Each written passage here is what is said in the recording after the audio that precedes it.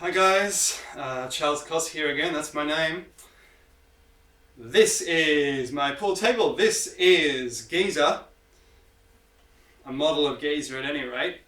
Not a very good one, but as I mentioned before, I don't do computer graphics. Now, I mentioned in the previous video the Babel religion. Now, I sort of suggest in my book that the Babel religion is something which, it's an explanation. What survives in the Bible is an old story which sort of perhaps explains the prevalence of pyramids all around the world. So someone perhaps asked someone long ago, Father, why are there pyramids everywhere? Wherever we go around the world, wherever we sail around the world, there are pyramids. There are pyramids in the Americas, there are mounds all across Eurasia. These mounds were worshipped at during the 3rd millennium BC. After that, people forgot the religion.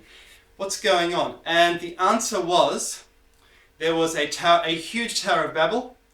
The reason this religion is everywhere is because it was centered in one place. There was a huge, massive tower, so it must have been a very strong religion, so it must have been a huge tower.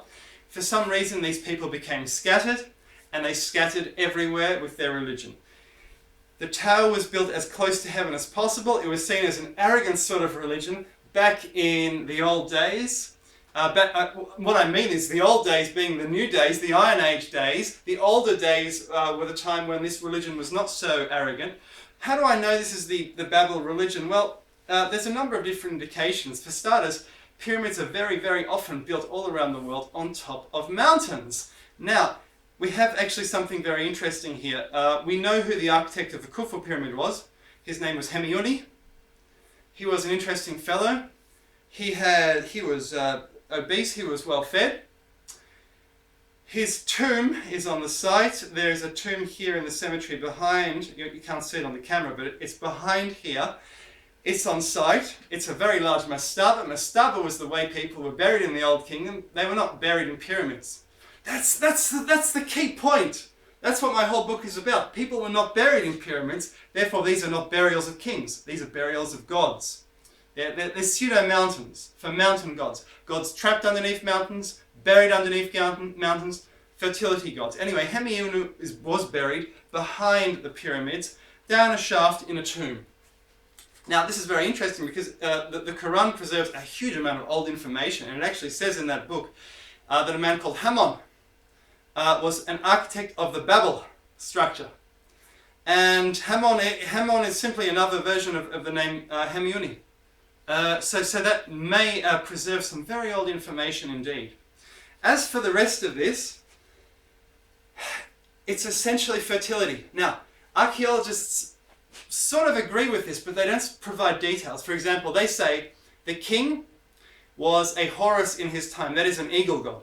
Then he died and became an Osiris god. An Osiris god is a fertility god who dies every year and is resurrected very much like Christ when the sun starts coming up again on the 23rd. The sun is higher every day after the solstice, after the 23rd of September, 24th, 25th. By the 25th, the sun is markedly higher, so it's risen.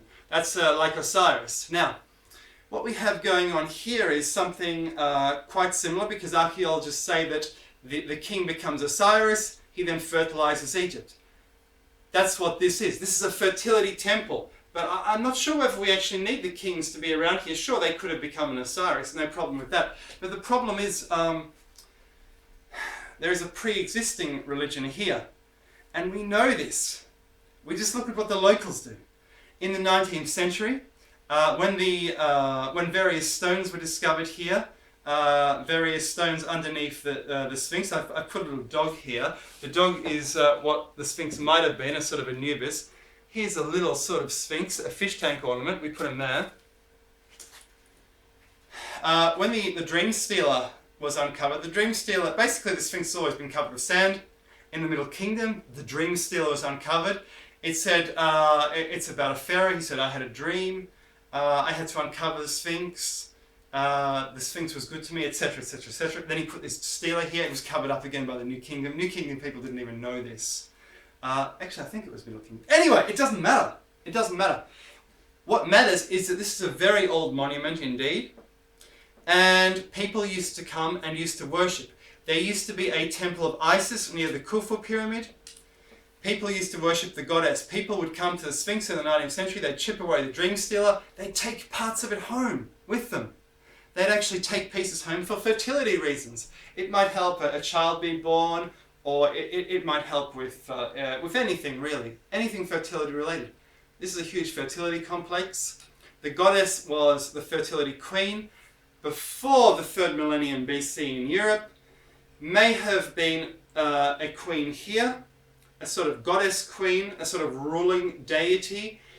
We know that in Egyptian times they had a unified god. Ptah. Ptah is an early version, essentially, a sort of mountain god perhaps. We don't really know. I'm speculating a little bit here. A mountain god who was essentially an early Osiris, a resurrection deity.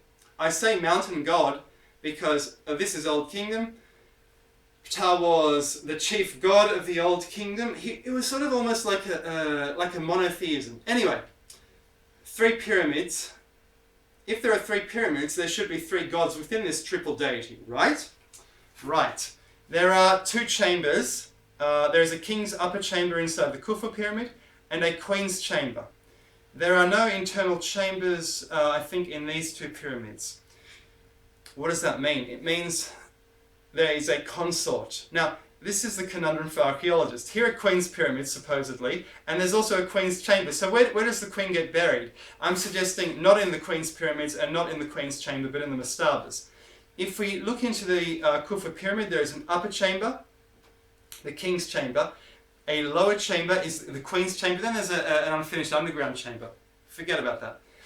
The queen's chamber, when this was uncovered, the Arabs thought it looked like a burial for females because of the contour of the roof, which according to their ancient tradition was used for female burial. Now, so we have a male chamber and a female chamber. That tallies with triple deities. Within a triple deity there are 3 gods, each has a male and female consort. Male and female, male and female, male and female. If we look at a very similar structure in Mexico, Teotihuacan, and I'm talking about diffusion of pyramids and this religion well before this was built, as early as the 4th millennium BC. If we look at Teotihuacan in Mexico, we see something really incredible because we see 3 old pyramids. And one of them is the Pyramid of the Sun, one of them is the Pyramid of the Moon, one of them is the Pyramid of the Feathered Serpent. So the Feathered Serpent we can think of, and the Feathered Serpent sort of was a Satan-like creature, came down from heaven. The fact that the Mexican stories are so similar to the Bible is very interesting. It tells us about the early diffusion of the pyramid religion from a central source sometime before the 3rd millennium BC. That is before history started. History started even in the 4th millennium BC, 3100 BC. The pyramids diffused before that, and then people forgot what they meant. Now, fertility. I'm saying it's fertility. Now, we have the small pyramid is the Feathered Serpent. Here, the small pyramid was intended to be red. It was intended to be red, never finished. Maybe they didn't want to build a sort of satanic pyramid. There are pink or red granite remnants around the lower edges. It was supposed to be completed all the way up to the top. This never happened. This was the red pyramid. These 2 were not red, these were white. These could have been sun and moon, a sort of dual goddess. They're almost the same size. The sun and moon are almost the same size in the sky. Then we look at Mars or Mercury or even Venus. That's smaller. Early astrology, there were only 3 significant deities: Sun, Moon, Venus. That's it. That's early Babylonian astrology anyway. I'm suggesting this is a pyramid for a trapped god, a sort of Vulcan-like god, a sort of Lucifer-like god, or Loki. There's some more diffusion there. Loki in Germanic mythology. Loki was essentially a trickster. He was banished beneath the earth, beneath a mountain or a mound of rubble, trapped there. There was a tree. Trees are associated with Eden. Snakes are associated with Eden. There was a snake trapped with him. It was dripping poison on him. Whenever he squirmed in pain, that triggered an earthquake. He was a very bad man, apparently. He was trapped underneath rubble. Underneath World Mountain, we know there are 3 goddesses. There's a triple goddess who lives under World Mountain. So we have a sort of inward multiplicity of goddesses here, because we have the 3 pyramids, and then we have 3 unfinished pyramids next to this pseudo mountain. 3 almost finished pyramids next to this pseudo mountain. We know there was a sycamore tree on site. It shows up on old photographs. What was it doing there? Mountain ritual. We know there may have been a lake on site. We know that sacred mountains usually have water flowing out of them, flowing water. So what I'm saying in this, this is becoming a long video, is that this is a very, very old religion of world mountain, or axis mundi as it's called, world axis. Supposedly this was the center. Every country, well, there weren't any countries, every tribe had its world mountain all around the world. It was a sacred mountain from whence creation ensued.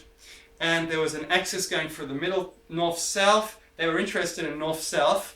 Assuming the world is flat, they were also interested in centering this, making it the center of the world, due to the fact that the pyramids point north-south. Khufu is the most northern pyramid. And there are, of course, ratios. I won't get into that in this video. It's getting long. It's getting very long. I'm gonna cut it short. Thanks for watching.